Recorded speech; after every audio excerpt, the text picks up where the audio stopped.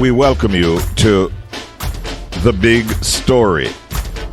Here the Children's Cry condemns the brutal rape and murder of 9-year-old Kelsey Farragon, and they're calling for urgent action to be taken to protect children and for stronger laws to deter wrongdoers.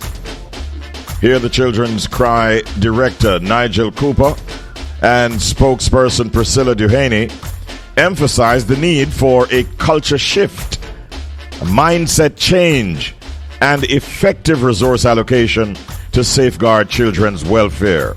We have with us this morning Director of Hear the Children's Cry, Nigel Cooper, as my guest in The Big Story.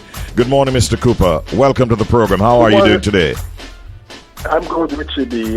Thank you to see you on your and good morning to your listeners.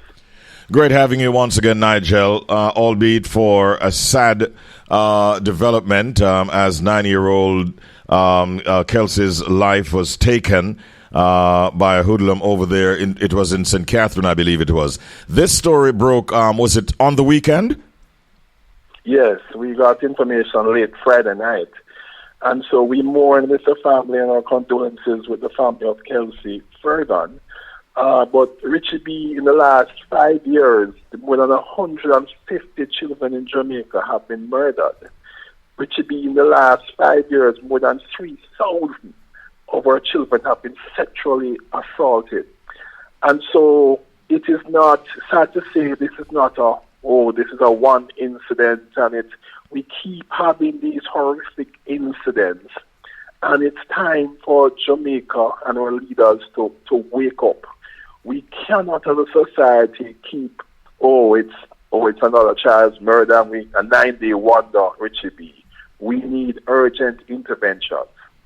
We definitely do, and I definitely want to sort of endorse that call that you're making. So, sad news it is. I also want to express my condolences to the family. What are you calling for this morning, Nigel? We're calling for a list of interventions. First, one of the things, we need stronger laws to make sure that, anybody touch a child, anybody that they understand the desire, the consequences. And we've seen where Parliament, when they're prior to sometimes, when they need to get a law passed, they will work past midnight to get the law passed. So we're saying these laws that need to be modified to make it more stringent on persons hurting children need to be passed. But Richard B, we also have a situation where we need a culture shift. And so we have been calling for what we call a 10-year project to disrupt poor parenting practice in Jamaica. We realize that it's going to take a shift in culture that's difficult to do, and we want a well-resourced 10-year project to deal with that. It means, Richard B, I think you remember the 2 is too many campaign. That was an effective campaign. Mm-hmm. We need a campaign, but it has to be 10 years because it's difficult to change culture. This would include behavior modification, targeting parents of 6 to 16-year-olds, billboards, repeating message, 10 seconds, micro, messaging on all different platforms. We have to, as a marketer of Richie B, you have to keep repeating until you change behavior. Yes. And this will cost billions. This is going to cost billions. And people might say we can't afford it, and I'm saying we cannot not afford it. So, have you gone into specifics? Like, if you were to be asked by a governmental representative to present a case, can you specify cost and the elements that you would want to have included? Do you have a proposal ready for that? Right. So what we've said to the government is that we want to be a part of working on the project design. We know we have super project management office, so we do have some idea of what we would consider, but we're not an island on ourselves, right? It would have to be stakeholders and consensus, but it can't be a year to get it done. We can quickly meet, look at the project design, but critically, it has to be properly resourced. So if it's a choice between building a new road for $2 billion and putting this into this 10-year disrupt poor parenting practice project, put it in the project. Because, Richie B., the governments have been trying to fix the economy, but that doesn't mean you're fixing the society. Two different things, right? Yes. So if we don't fix the society, we're going to be in trouble. As it relates to this particular case, do you have any update? Has the culprit, the suspect, been apprehended to the best of your knowledge at this time? I haven't gotten any updates. I don't know if anything happened overnight, but no, I have no update as yet, not to my knowledge. Now, whenever situations like these occur, persons will come out and they'll say that the laws need to be changed. But how can we sort of balance punishment for perpetrators with rehabilitation and restorative justice approaches in matters like these? Yeah, well, there is a balance, and I mean, depending on the nature of the crime, you want to make sure that, like anything else, it's balanced. The type of crime balances by the punishment. So if you murder somebody, then clearly you're talking about a life sentence, etc. Whereas if we want to make sure there is a balance. Mm-hmm. So, but we want to make sure that it's communicated that, hey, children are off limits, and people must understand that if they do anything to a child, there are severe consequences to it.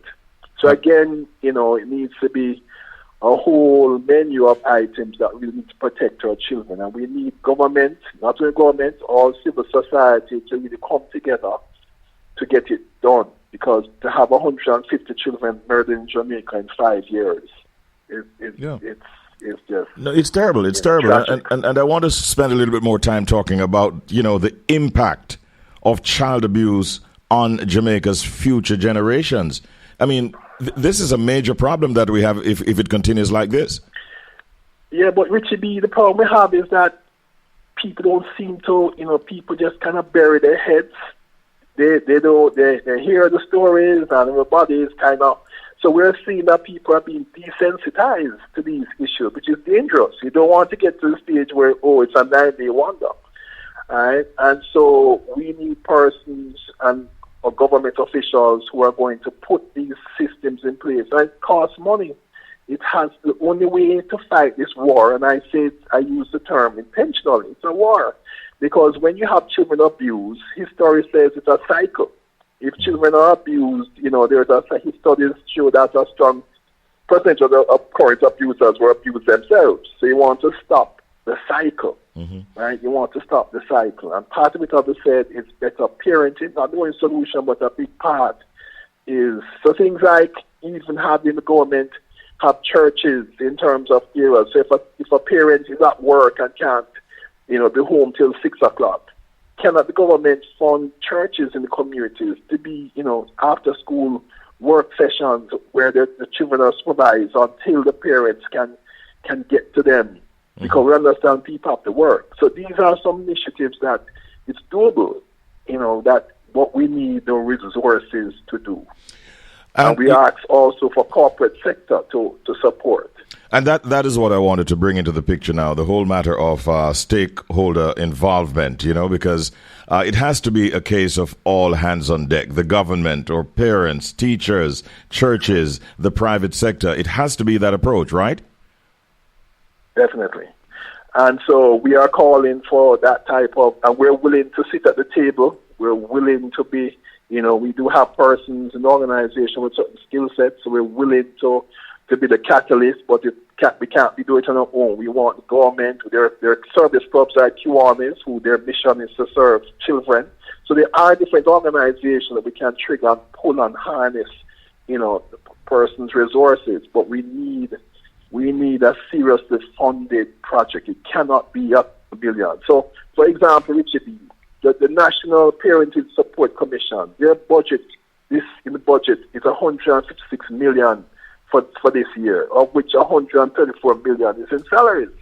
Now, I'm just saying as an example, we need serious resources where the government needs to spend serious amounts of money to correct the problem. Because if we don't, it will overtake us, and nobody wants the problem to overtake us.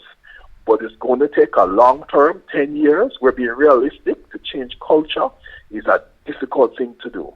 So we're saying 10 years project to disrupt poor parenting practice is one solution, plus strengthening laws. There are others, but this, we think, will improve this will reduce the number of abuses. This will reduce the number of family court matters. Mm-hmm. Right? So we need tangible, but we need to act. We're tired of the talk. No, we need resources.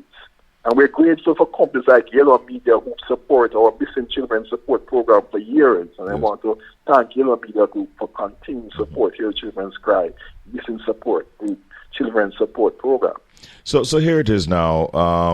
The Farragon family is no doubt in deep mourning because their 9-year-old daughter was raped and in fact killed.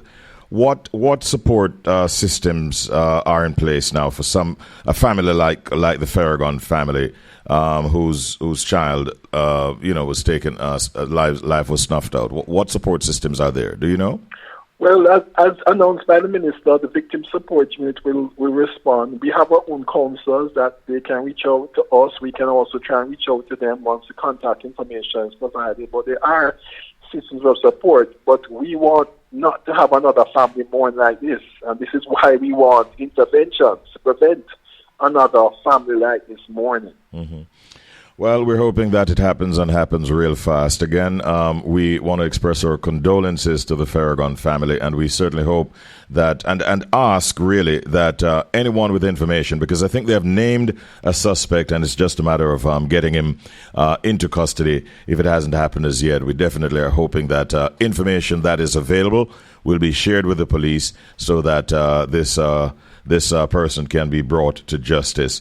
We share the same concerns with you, Nigel, and that is why it was very important for us to have you on this morning.